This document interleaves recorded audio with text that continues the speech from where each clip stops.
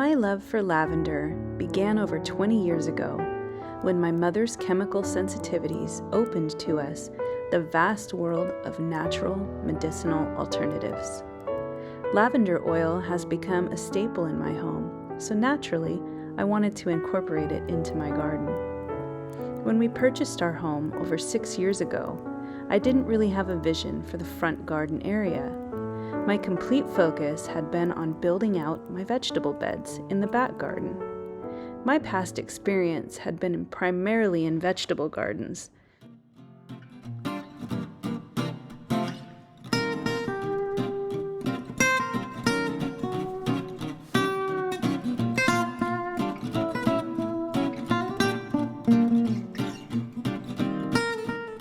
But after several years in our home, I began to get a vision for the front garden space and decided it was time to get started.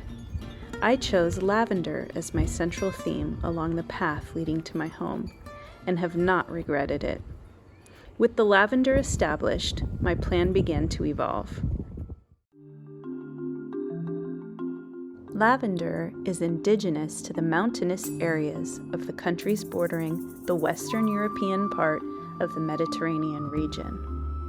When early travelers brought it back, the plant spread fairly rapidly to other parts of the world, and by the 16th century, lavender was already a much-loved plant in English gardens.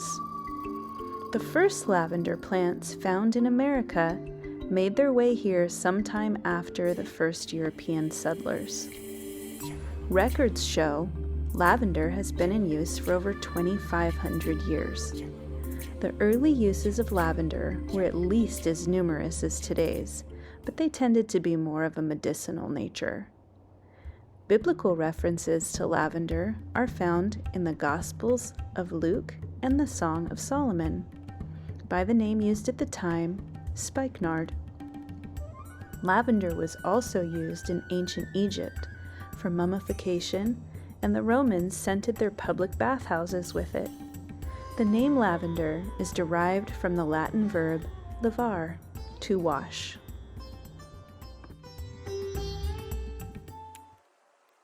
It became clear to me that my front yard was the perfect space for a small, formal cottage garden with colorful perennials and formal topiaries. The small size made it even more appealing for a formal theme. The lavender is the focal point. My vision slowly but surely has come to life.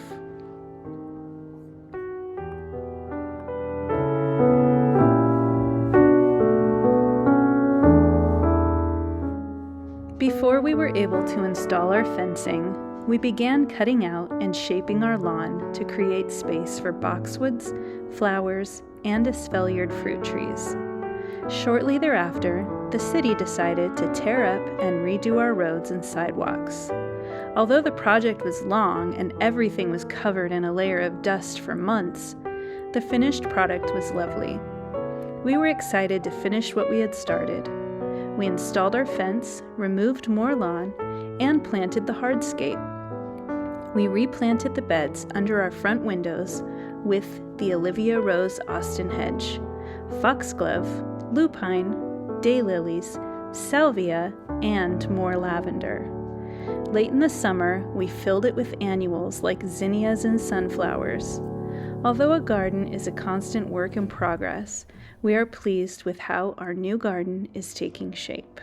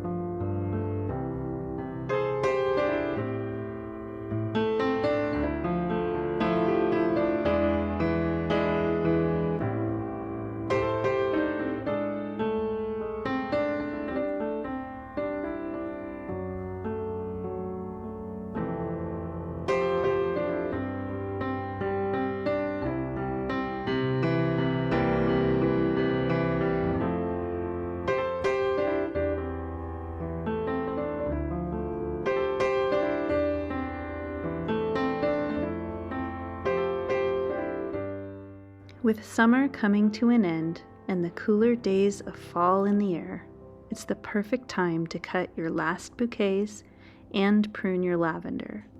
Be sure to cut just above the new growth. This stops them from getting too woody and allows the plants to look fresh and airy as they come out of hibernation in late spring. As always, thank you for watching, and let us know if you enjoy this type of content in the comments. If you do, be sure to like, subscribe, and share so more people can enjoy our channel.